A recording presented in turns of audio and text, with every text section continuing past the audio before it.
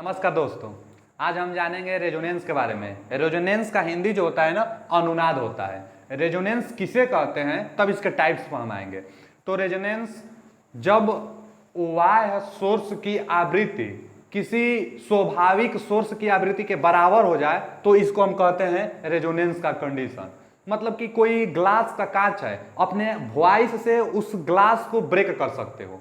मतलब जब आपका आवृत्ति उस ग्लास के स्वाभाविक आवृत्ति के बराबर हो जाएगी तो ग्लास ब्रेकडाउन हो जाएगी। आपके आवाज से ग्लास ब्रेकडाउन, यही है रेजोनेंस। तो हम साउंड में रेजोनेंस को नहीं पढ़ेंगे, हम पढ़ेंगे एसी में। ए जो अल्टरनेटिंग करंट होता है उसमें पढ़ेंगे, जैसे आरएलसी। आरएलसी का मतलब आर रेजिस्टेंस, एल का मतलब इंडक्टेंस और सी का मतलब कैपेसिटेंस। तो आरएलसी सर्किट जो बनाया जाता है इलेक्ट्रिकल डिवाइस में, इलेक्ट्रिक में, तो इसमें जो रेजोनेंस का जो टाइप्स होता है, टू टाइप्स का होता है। रेजोनेंस जो होता है आरएलसी से लेकर टू टाइप्स का। जो पहला है सीरीज रेजोनेंस, सीरीज रेजोनेंस, और जो दूसरा का हम लोग जानेंगे और पढ़ेंगे पैरेलल रेजोनेंस। अब देखिए सीरीज रेजोनेंस में क्या होगा कि जो आर एल सी तीनों का तीनों सीरीज में होगा, और पैरेलल रेजोनेंस में क्या होगा कि आर एल सी आपस में पैरेलल होगा। हालांकि हम पैरेलल रेजोनेंस में तीन केस आपको पढ़ाएंगे, पहला, दूसरा, तीसरा। तो जो पहला हम पढ़ाएंगे जब एल और सी आपस में पैरेलल हो, दूसरा जो पढ़ाएंगे एल और सी आपस में पैरेलल होंगे लेकिन जो रेजिस्टेंस होगा इन दोनों के साथ जुड़ा होगा, और पहला में रेजिस्टेंस केवल एल के साथ जुड़ा होगा। और जो हम तीसरा टाइप पढ़ाएंगे कि आर एल सी तीनों आपस में एंटी पैरेलल हो। तो ये आगे अगला पार्ट जब रेजोनेंस आएगा तो उसमें हम लोग पैरेलल रेजोनेंस के बारे में सीखेंगे और जानेंगे। अभी फिलहाल में हम लोग सीरीज रेजोनेंस के बारे में जानेंगे। सीरीज रेजोनेंस में क्या होगा कि आर एल सी एक सीरीज में जुटा होगा, जैसा कि अभी हम बताने वाले हैं आप सभी को। तो सीरीज रेजोनेंस में हम लोग तीनों को सीरीज में जोड़ देते हैं। तो देखिए आर एल और सी हो गया सीरीज कॉम्बिनेशन, इसको सप्लाई देते हैं।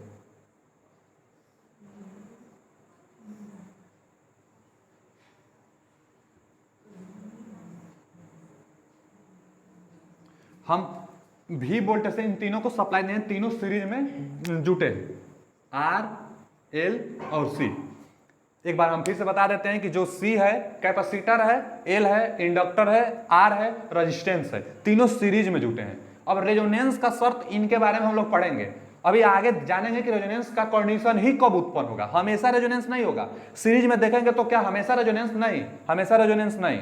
रेजोनेंस आगे अभी हम बताने वाले हैं कि रेजोनेंस तभी होगा जब इसका प्रतिरोध इसके प्रतिरोध के बराबर हो जाए। रेजोनेंस तभी होगा जब इसका प्रतिरोध इसके प्रतिरोध के बराबर हो जाए। हम पहला इसका फेजर डायग्राम आपको बनाना चाहते हैं। तो फेजर डायग्राम जो बनाया जाता है, फेजर डायग्राम क्या होता है कि इसमें हम लोग को पता है कि रजिस्टर, अच्छा जो बैटरी है ये धारा देगी आई एम्पियर की, और जो आई एम्पियर की धारा इसमें जा रही है ना, तो रजिस्टर में जो धारा होता है और रजिस्टर का जो वोल्टेज होता है, अच्छा ये वोल्टेज तीनों में बराबर बटेगी। रजिस्टर में जो वोल्टेज है हम मान लेते हैं वी आर वोल्टेज रजिस्टर लेगा, कुछ वोल्टेज ये ले लेगा, वी एल वोल्टेज ये ले लिया, और कुछ ये वोल्टेज ले लिया जिसको हम वीसी वोल्टेज बता रहे हैं। यही वोल्टेज सीरीज में है तो तीनों मिलकर इस वोल्टेज के बराबर करेंगे। यानी अगर हम इसको लिख दें ना तो V बराबर V R plus V L plus V C के बराबर होगा। यही भी तीनों में डिवाइड होगा, और आई एम्पियर की यदि धारा निकल रही है तो वही धारा सबके पास जाएगी। हम यदि फेजर डायग्राम बनाना चाहें आर और आई में केवल, तो हम पहले बेसिक आई का हम बना लेते हैं कि ये जो जा रहा है ये फेजर डायग्राम ये आई का है, और आर में जो वोल्टेज ड्रॉप है वी आर, तो धारा के दिशा में ही होता है। इन दोनों में जो फेज डिफरेंस होगा ना, धारा और वोल्टेज में रजिस्टर के अक्रॉस 0 अंश होता है। यानी हम यहाँ वी आर बना सकते हैं, रजिस्टर में जो वोल्टेज होगा और जो उसमें करंट जा रही है उसके सेम फेज में होता है, काला 0 होता है, इसलिए ये फेजर डायग्राम हुआ इसके लिए। अच्छा इसके लिए हम इसी पर बनाना चाहते हैं। तो जो इंडक्टर होता है, जो इसमें धारा होता है वोल्टेज के 90 डिग्री पीछे होता है इंडक्टर में, यानी वोल्टेज धारा से 90 डिग्री आगे, तो इसका वोल्टेज ये धारा, यही धारा जाएगी उसमें, तो इस धारा से इसका वोल्टेज 90 डिग्री आगे करेंगे हम। तो यहां हम बना देते हैं 90 डिग्री आगे, ये हो गया वीएल, ये वीएल वोल्टेज है। देखिए धारा से 90 डिग्री आगे बना दिया है। और जो इंडक्टर होता है ना, इसमें धारा 90 डिग्री आगे होती है इसके वोल्टेज से, यानी VC होगा, अब यही धारा उसमें भी जाएगा, तो उसमें धारा ये जा रही है, और जो कैपेसिटर है उसके पास जो वोल्टेज है 90 डिग्री पीछे, वोल्टेज 90 डिग्री पीछे, धारा 90 डिग्री आगे इंडक्टर में होता है, कैपेसिटर में होता है। तो हम यहाँ वोल्टेज बना दे रहे हैं ये VC। देखिए धारा से 90 डिग्री पीछे है वोल्टेज कैपेसिटर में, और वोल्टेज धारा से 90 डिग्री आगे है इंडक्टर के लिए। ये फेजर डायग्राम हुआ। RLC को एक ही में हम बनाए हैं फेजर डायग्राम, ये होगा ही होगा।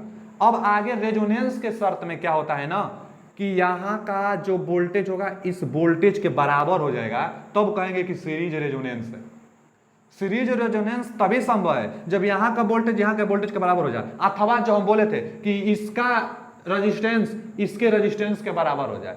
जो इसका रेजिस्टेंस होता है उसको एक्सेल कहते हैं, आप इसको एक्सेल भी समझ सकते हो। जो कैपेसिटर का रेजिस्टेंस होता है उसको हम XC समझते हैं। तो जब एक्सेल और XC के बराबर हो जाए, यानी ये दोनों जब बराबर हो जाए, माने जितना ऊपर वोल्टेज उतना ही नीचे वोल्टेज, जब दोनों बराबर होता है, एक्सेल बराबर XC हो जाता है, चाहे VL बराबर VC हो जाता है, तो हम बोलते हैं कि रेजोनेंस का शर्त है। तो देखिए दोस्तों, अब क्या होता है आगे कि जो YH होता है ना, उसको हम लोग J कैप से डिनोट करते हैं, जो XH होता है उसको I कैप से डिनोट करते हैं। तो जो YH है इसको J कैप से, तो ये प्लस में ऊपर है ना, तो ये J कैप, और YH ये भी है लेकिन नीचे है, इसलिए -J कैप। यानी रजिस्टर को हम कभी भी लिखेंगे ना तो -J कैप के साथ लिख देंगे, क्योंकि डायरेक्शन देगी कि YH में नीचे की तरफ है। और एक्सेल के साथ हम कभी भी लिखेंगे प्रतिरोध को तो J के साथ लिखेंगे, तो J ये बताएगा कि YH पर ये है और ऊपर है, प्लस में है इसलिए ऊपर। तो देखिए हम इसमें मान भरना चाहते हैं, V को भी रहने देते हैं। इसका जो वोल्टेज ड्रॉप होता है I, जो धारा जा रही है, और जो रेजिस्टेंस है R, प्लस एक हमको चाहिए VL का मान, वोल्टेज ड्रॉप इंडक्टर में, तो I और R। तो R हम अभी बताए हैं, VL के लिए जो आप R लिखोगे तो XL तो लिखोगे लेकिन J के साथ, क्योंकि यही बताएगा डायरेक्शन के ऊपर में होता है YH पर, तो JXL अब प्लस, अब VC कैपेसिटर में जो रेजिस्टेंस का मान होगा, तो वहां भी धारा I और उसका जो R है वो R है JXC। अब माइनस में J इसलिए कि जो XC है वो देखिए नीचे है YH पर, YH को J बताता है और नीचे है इसलिए माइनस में, तो -J केवल डायरेक्शन दे रहा है कि नीचे है, जो यहाँ का रेजिस्टेंस है वो नीचे है YH पर, और ये प्लस में है क्योंकि यहाँ का जो रेजिस्टेंस है XL YH पर ऊपर है, और कोई काम नहीं है। I कॉमन कर लीजिए, तो V बराबर I जब सब में से कॉमन कर लेंगे तो क्या मिला आपको, R प्लस I तो कॉमन है, तो यहाँ मिला JXL, यहाँ मिला आपको -JXC। अब क्या करते हैं ना कि I को V के बाटा में भेज देते हैं, यहाँ कैलकुलेशन कर देते हैं हम I को इसके V के बाटा में। देखिए यहां पर हम कैलकुलेशन करते हैं, तो I को V के बाटा में कर देंगे, तो V बटा में I बराबर, अब यहां क्या बचा R प्लस, और इसमें से J कॉमन कर लीजिए, तो हम J कॉमन कर लेते हैं, तो बचा XL -XC। अब V बटा I, वोल्टेज जो आप सप्लाई दिए हो इसको, वो वोल्टेज है जो धारा दिए हो, यानी टोटल जितना इसको बाधा मिल रहा है, टोटल इंपेडेंस। तो टोटल इंपेडेंस को हम लोग Z से दिखाते हैं, तो Z बराबर आ गया R plus J XL -XC। ठीक, तो जो ये मिला है इक्वेशन हमको ना, ये जर्नली केस के लिए मिला है कि अगर सीरीज में तीनों जुटे हो तो Z का मान कितना होगा, तो R plus J XL -XC। लेकिन रेजोनेंस के केस में हम बोले थे कि XL और XC बराबर हो जाता है, दम तय है तभी रेजोनेंस होगा। XL और XC जब बराबर हो जाएगा, चाहे XL -XC का मान जब 0 हो जाए तो रेजोनेंस बोल सकते हैं। जब XL -XC बराबर 0 यानी XL बराबर XC, तो ये दोनों जब बराबर हो जाते हैं ना तब रेजोनेंस का केस आता है। तो रेजोनेंस के केस में जो Z का मान होगा, रेजोनेंस के केस में XL बराबर XC होता है, और जब ये बराबर होगा तो 0, तो जो Z का मान होगा वो R के बराबर होता है। रेजोनेंस के केस में जो इंपेडेंस आता है ना वो केवल R आता है, केवल यही रेजिस्टेंस का इंपेडेंस बोला जाता है। तुल्य प्रतिबाधा केवल R के बराबर आता है। और इतना जान लीजिए कि RLC सर्किट में सबसे कम प्रतिबाधा रेजोनेंस के केस में ही मिलेगा, जब इसका और इसका जो रेजिस्टेंस का मान है वो बराबर हो गया, जिसको इसको बोलते हैं ना हम लोग इंडक्टिव रिएक्टेंस, इसको जो रेजिस्टेंस है हम बोलते हैं कैपेसिटिव रिएक्टेंस। तो जब इंडक्टिव रिएक्टेंस का मान कैपेसिटिव रिएक्टेंस के बराबर हो जाए तब जो टोटल इंपेडेंस होता है केवल R के बराबर होता है। देखिए जब इंडक्टिव रिएक्टेंस कैपेसिटिव रिएक्टेंस के बराबर हो जाता है तो जो Z होगा केवल R के बराबर हो जाएगा, और यही है रेजोनेंस का शर्त। तो रेजोनेंस में Z का मान केवल R के ही बराबर होता है, सबसे कम है यह मान। पूछ देगा आपसे कि RLC सर्किट में इंपेडेंस का मान सबसे कम कब होगा, तो बोल देंगे रेजोनेंस के केस में, क्योंकि इसका मान बराबर तो बस Z बराबर R आता है। तो रेजोनेंस के केस में जो Z होता है R के बराबर होता है, ये सबसे मिनिमम है। आया कैसे, तो टोटल भी इन तीनों में डिवाइड हुआ, V बराबर IR, V बराबर IR, V बराबर IR। अब R के लिए माइनस J क्योंकि YH पर नीचे है, प्लस J क्योंकि ऊपर है। अब यहाँ से I कॉमन कर लिया, बटा में भेज दिए तो V बटा में I यानी Z, और यहाँ से R बचा, यहाँ XL माइनस XC बचा, यहाँ से J कॉमन कर लिए थे हम, तो R बराबर इतना। और रेजोनेंस के केस में इसका मान 0 होना चाहिए, चाहे दोनों बराबर होना चाहिए। तो ये जब दोनों बराबर होंगे तो जो Z होगा R के बराबर हो जाएगा, यानी सबसे मिनिमम है। तो रेजोनेंस के केस में Z मिनिमम होता है। आगे देखिए, अब आगे ये आपको इसमें ध्यान देना है कि रेजोनेंस के केस में जब Z मिनिमम है तो धारा तब तो मैक्सिमम होगा रेजोनेंस के केस में। क्यों? क्योंकि I बराबर जो फॉर्मूला होता है ना, I बराबर V बटा में Z, और जब Z मिनिमम तो धारा मैक्सिमम, यानी रेजोनेंस के केस में धारा मैक्सिमम मिलता है। धारा मैक्सिमम कब मिलेगा? क्योंकि जो Z है सबसे मिनिमम है। रेजोनेंस के लिए Z मिनिमम है, कितना है तो V बटा R करने से धारा आपको मिल जाएगी। तो देखिए I मैक्सिमम, अब एकदम बात आगे ग्राफ आएगा जहां महत्वपूर्ण इसकी भूमिका होगी I की और Z की, इन दोनों का हम ग्राफ बनाएंगे आगे। तो यही देखेंगे कि जहां Z मिनिमम है वहां I मैक्सिमम है। रेजोनेंस में धारा मैक्सिमम होता है और Z मिनिमम होता है, सीरीज में यदि RLC जुटा हो तब। दो बात महत्वपूर्ण निकला, हम लास्ट में सारांश लिख देंगे कि क्या क्या इसमें ध्यान देना है। पहले अभी दो बात ध्यान देना है कि Z मिनिमम होता है जो R के बराबर, धारा मैक्सिमम होता है जो V बटा R के बराबर कर देने से ही, V बटा R के बराबर कर देने से ही धारा आपको मिल जाएगी रेजोनेंस के केस में। अब आगे आपको ये जानना है कि हम ये बोले हैं कि रेजोनेंस के लिए XL XC के बराबर होता है, XL XC के बराबर अथवा XL माइनस XC बराबर 0, तभी रेजोनेंस आप बोल सकते हो। तो ये देखिए XL बराबर होता क्या है, ओमेगा L, और XC बराबर क्या होता है, 1 बटा में omega C। Omega angular frequency है, कोणीय आवृत्ति है। अब देखिए, लेकिन ये स्पेशल एक केस है कि जब XL XC के बराबर हो जाए, जब XL XC के बराबर हो जाए, ये एक स्पेशल केस है, तभी रेजोनेंस होता है। तो स्पेशल हम आवृत्ति भी मान ले रहे हैं, इसलिए इसको हम नाट लगा दे रहे हैं कि ओमेगा नाट L बराबर ओमेगा नाट C, स्पेशल करने के लिए, रेजोनेंस केस बनाने के लिए केवल।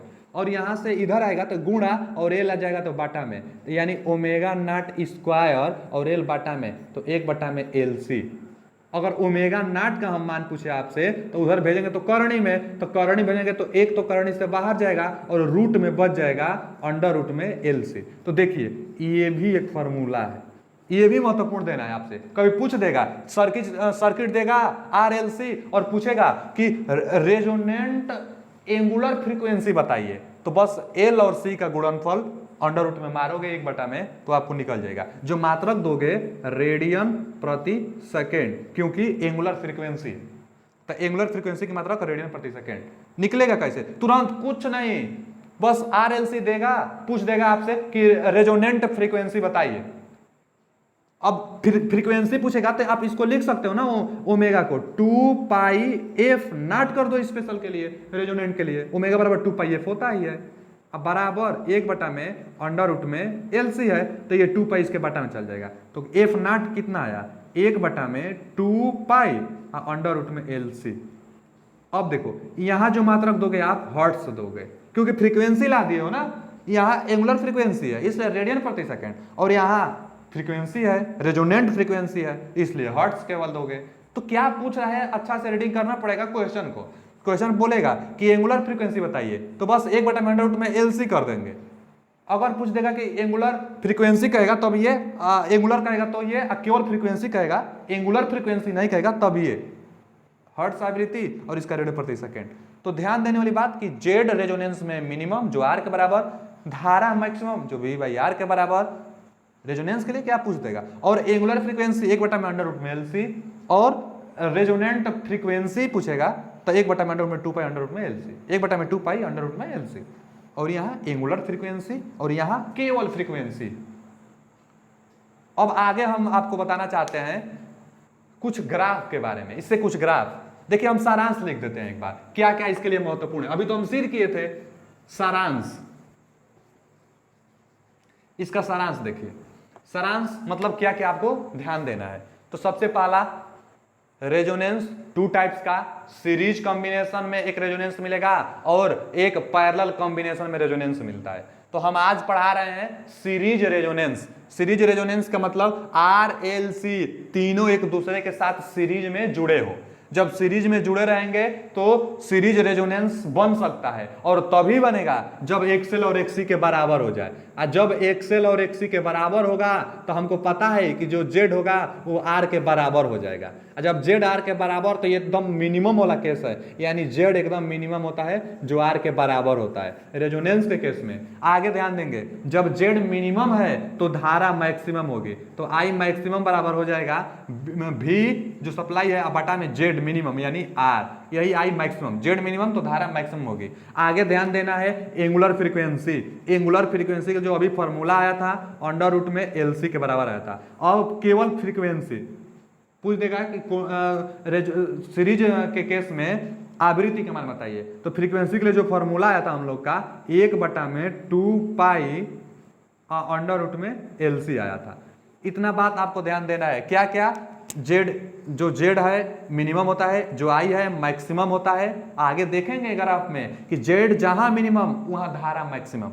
फिर एंगुलर फ्रीक्वेंसी जो रेडियन प्रति सेकंड में, और ये फ्रीक्वेंसी है जो हर्ट्ज में बताया जाता है। और एक बहुत महत्वपूर्ण बात ये इसमें जानना है कि जो पावर फैक्टर होता है वो यूनिटी पावर फैक्टर होता है। यूनिटी पावर फैक्टर माने एक होता है पावर फैक्टर का मान। अब क्यों? क्योंकि एक्सएल और एक्सी फेजर डायग्राम में एक ऊपर तो एक नीचे, दोनों एक दूसरे को कैंसिल कर दे रहे हैं। और जो आर था आई के दिशा में था, जो वी आर था आई के दिशा में ही था, यानी सेम फेज में थे, यानी थीटा का मान 0 था। और जो पावर फैक्टर होता है कास थीटा के बराबर होता है, तो कास थीटा यानी कास 0 का मान 1। तो जो पावर फैक्टर आएगा यूनिटी पावर फैक्टर आएगा। बहुत महत्वपूर्ण कि सीरीज रेजोनेंस में पावर फैक्टर का मान कितना होता है, तो unity power factor 1 power factor. तो power factor unity, Z minimum I maximum 1/√LC और एफ नॉट 1/2π अंडर में LC। आगे हम कुछ आपको सम ग्राफ के बारे में बताना चाहते हैं, इसी से ग्राफ भी पूछता है। तो ग्राफ के बारे में देखिए, जो हम पहला ग्राफ बनाने वाले हैं, जो तीन ठो ग्राफ बता रहे हैं इसको। जो पहला ग्राफ है हमारा एक ओमेगा और एक्सएल में। तो देखिए यहां पर संबंध पता होगा तभी आप ग्राफ खींच सकते हैं। तो एक्सएल और ओमेगा में क्या संबंध है, तो जो फॉर्मूला होता है एक्सएल बराबर ओमेगा एल के बराबर होता है। एक्सएल बराबर ओमेगा एल के बराबर। तो जो एक्सएल और ओमेगा में जो संबंध एक दूसरे के अनुक्रमानुपाती का है, इसलिए इनमें जो ग्राफ बनेगा ना वो सीधा आगे अनुक्रमानुपाती वाला। मतलब क्या कि जितना ओमेगा उतना एक्सएल, चाहे जितना एक्सएल उतना ओमेगा, तो जितना ओमेगा उतना एक्सएल, जितना ओमेगा उतना एक्सएल, अनुक्रमानुपाती ग्राफ बनेगा। और आगे एक ग्राफ हम एक्स में बनाना चाहते हैं और ओमेगा में। तो देखिए एक्स और ओमेगा में क्या संबंध होता है पता होना चाहिए। तो एक्स बराबर होता क्या है, तो 1 में ओमेगा सी, यानी देखिए यहाँ पे जो ओमेगा सी है, जो एक्सी है 1 में ओमेगा के अनुक्रमानुपाती है, व्युत्क्रमानुपाती का ग्राफ। और एक बात आपको ये ध्यान देना होगा कि आपको एक बात ये ध्यान देना है ना, देखिए यहाँ पर ओमेगा है, यहाँ पर एक्सी है, तो इसका ग्राफ आप नीचे बनाओगे, इसलिए कि इसका ऊपर इसलिए बना रहे हो कि जो एक्सएल था वो ऊपर था वाई अक्ष में धन दिशा में, इसलिए धन दिशा बनाए हैं। और जो एक्सी था वो जो बना था फेजर डायग्राम वो नीचे बना था, माइनस में जे होता है ना इसके लिए, और इसके लिए जो होता है जे का मान प्लस में होता है ऊपर। XC के लिए माइनस में जाए, इसलिए जो इसका ग्राफ बनाओगे नीचे। और संबंध में तो पता होना ही चाहिए, तो संबंध क्या था, XC बराबर 1/ओमेगा C। तो जो XC होगा ओमेगा के व्युत्क्रमानुपाती है, तो जो संबंध भी आप बनाओगे व्युत्क्रमानुपाती वाला, यही तो है व्युत्क्रमानुपाती वाला संबंध। मतलब क्या होगा कि समय के साथ घटता जाएगा। यहाँ देखो तो बहुत ज्यादा है XC का मान, आगे ओमेगा का मान बढ़ा दिए तो यहाँ देखे तो घट गया, आगे फिर ओमेगा का मान बढ़ाए तो फिर घट गया, यानी घटता जाता है ना, व्युत्क्रमानुपाती का है। ओमेगा का मान बढ़ाओगे XC का मान कम होता जाएगा। और एक ग्राफ का काम आगे लगने वाला है आर में और ओमेगा में। तो इन दोनों में क्या संबंध है, कुछ नहीं, आर और ओमेगा में कहाँ संबंध है, ओमेगा तो एक्सएल से संबंध है, ओमेगा तो एक्सएल और एक्ससी से संबंध है, ओमेगा एक्ससी से, ओमेगा एक्सएल से, आर से कोई संबंध नहीं, मतलब कांस्टेंट होता है, इसलिए हम कांस्टेंट वाला ग्राफ बना देंगे। ये जो बता रहा है इसके साथ कोई संबंध नहीं, ओमेगा का कुछ भी मान लीजिए, आर उतना ही है, आर उतना ही है, आर उतना ही है। तो 3 ठो ग्राफ था जो कि आगे अभी काम करेंगे। काम का मतलब कि ये तीनों को हम एक ही में मर्ज करने वाले हैं, तीनों को एक ही में हम मर्ज करेंगे और उसके बाद इंपोर्टेंस का ग्राफ बनाने वाले हैं। तो फिर से देखिए कि जो एक्सेल होता है ओमेगा के साथ अनुक्रमानुपाती में फॉर्मूला बता रहा है, और ऊपर इसलिए कि प्लस जे के लिए ये होता है, और जो एक्सी होता है माइनस जे के साथ हमेशा आता है, क्योंकि नीचे बनता है वाई अक्ष पे, तो इसलिए माइनस जे, इसलिए इसका ग्राफ भी नीचे बना है। कोई कोई ऊपर भी बना देते हैं लेकिन वो गलत है, शुद्ध जो ग्राफ होगा वो नीचे होगा माइनस में।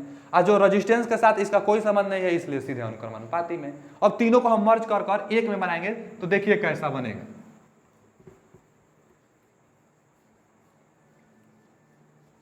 तीनों को हम मर्ज करने जा रहे हैं आप, तो क्या होगा ना कि यहाँ पे हम बना लिए हैं जो वाई अक्ष का काम करेगा, और ये हमारा एक्स अक्ष ओमेगा, और ये क्या काम कर रहा है, तो तीनों का काम करेगा। अभी एक्सएल का भी, एक्सी का भी और आर को भी हमारा वाई अक्ष बताएगा। हम एक ही ग्राफ तीनों को बताना चाहते हैं।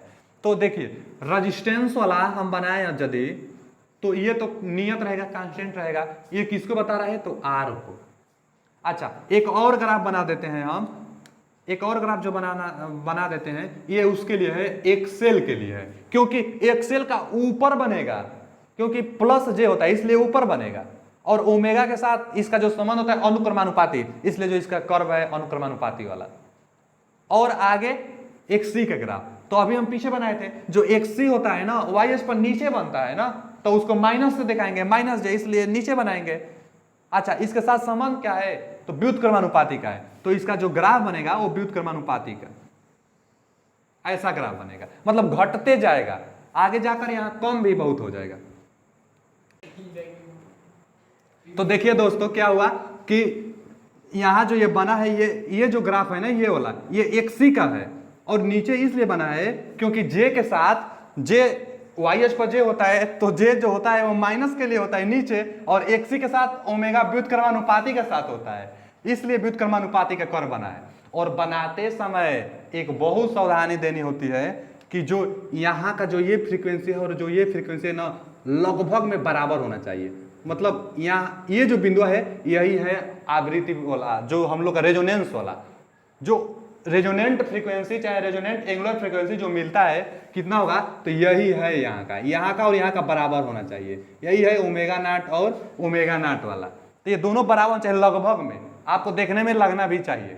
अब आगे क्या देखेंगे हम लोग कि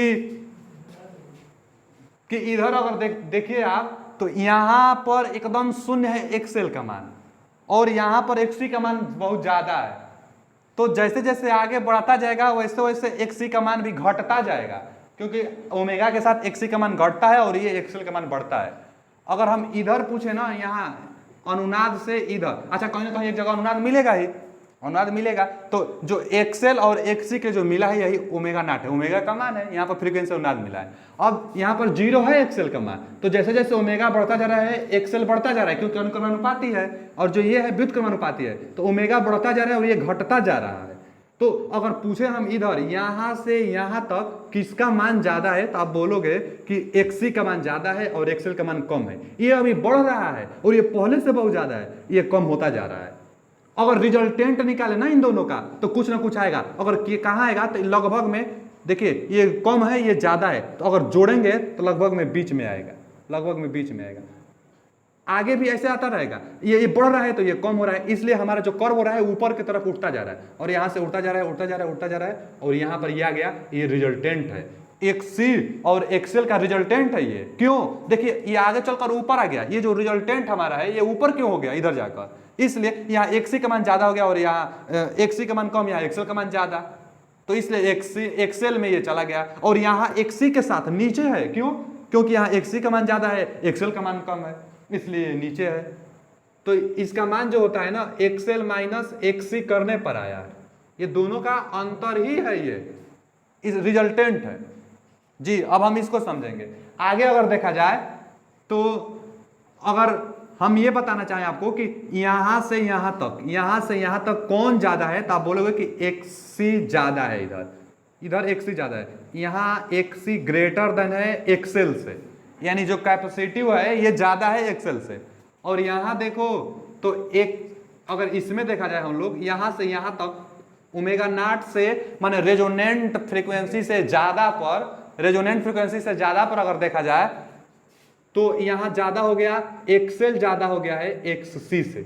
देखिए यहां एक्ससी ज्यादा है एक्सेल से, और यहां एक्सेल ज्यादा हो गया है एक्ससी से, एक्सी से एक्सेल ज्यादा हो गया है। अगर हम और इसी में एक ऐड कर दें इंपेडेंस का, अगर हम कर्व बनाए इसी ग्राफ में इंपेडेंस का भी बनाए यदि हम, तो जो इंपेडेंस होता है, आप देखिए जो रेजोनेंस होता है, रेजोनेंस पर सबसे कम, अभी हम पहले सिद्ध कर चुके हैं कि रेजोनेंट जो फ्रीक्वेंसी है यहां पर जो इंपेडेंस होगा सबसे कम होगा, तो सबसे कम इंपेडेंस यहां पर है, जेड का मान यहां सबसे कम है।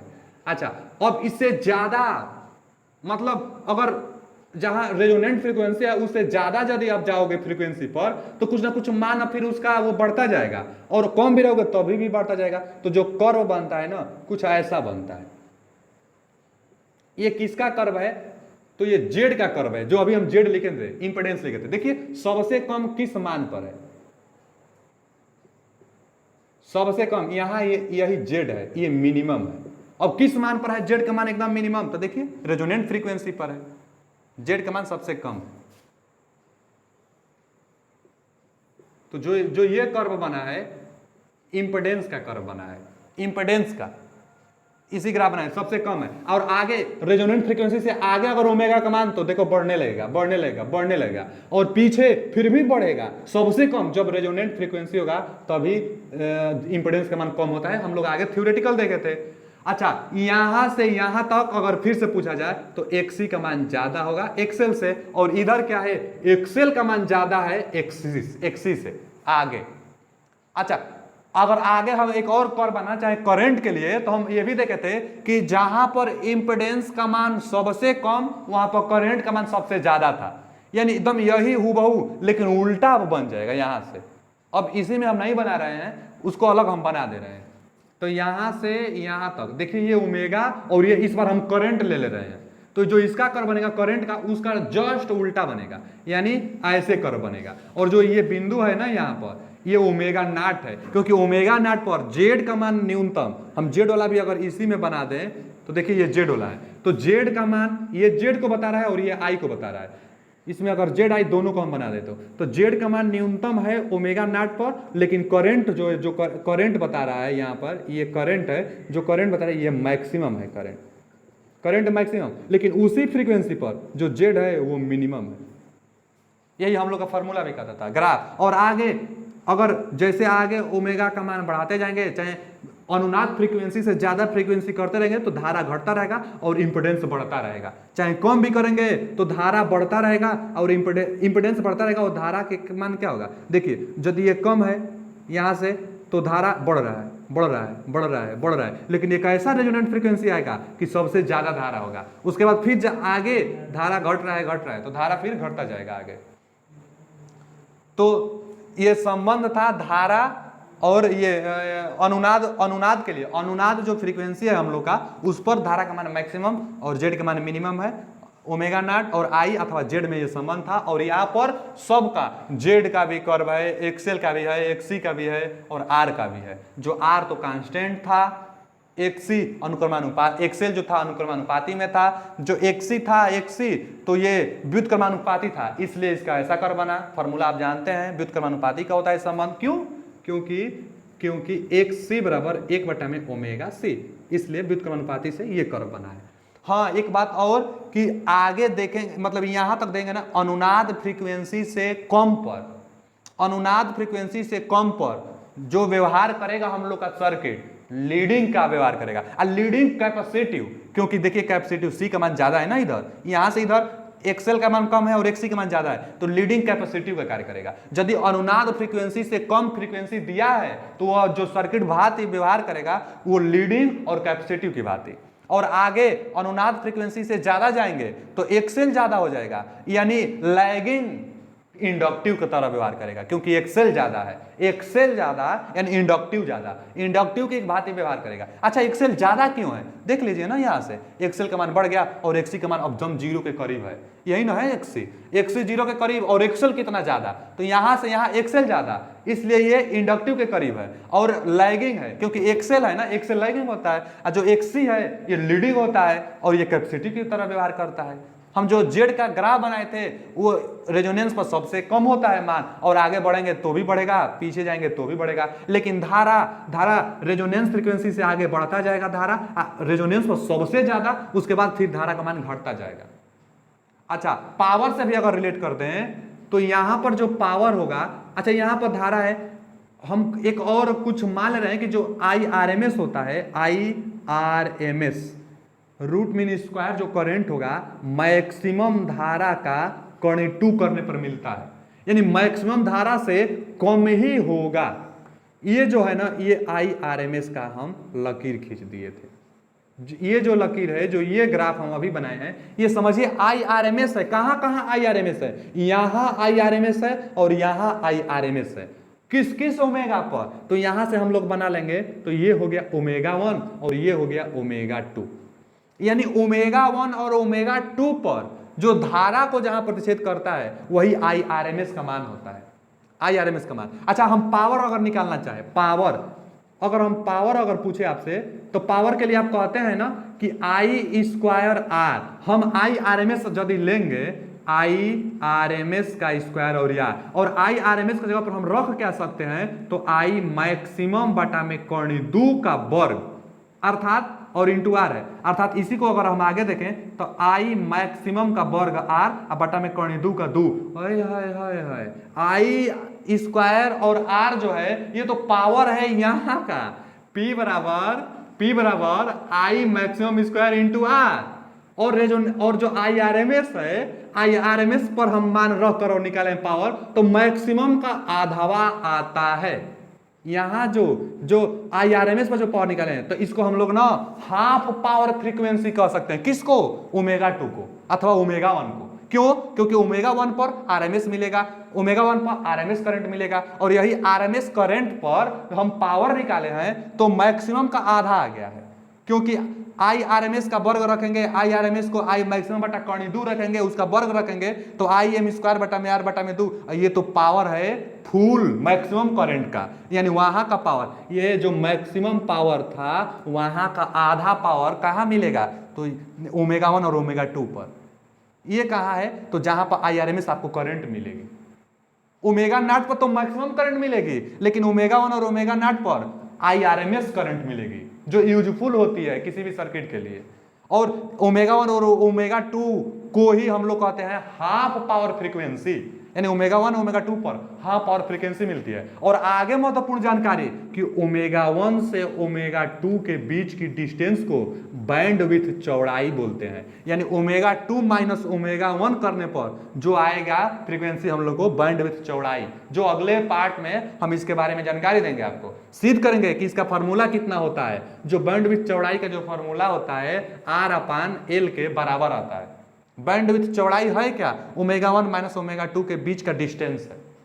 ω2 माइनस ω1 करने पर जो फ्रीक्वेंसी आपको मिल जाएगी वही बैंडविड्थ चौड़ाई होती है। आगे इसके बारे में चर्चा करेंगे। अगर किसी को भी कोई भी डाउट हो तो कमेंट बॉक्स में कमेंट करिए, और उसके बारे में हम कोशिश करेंगे कि आपको रिप्लाई तुरंत दें हम।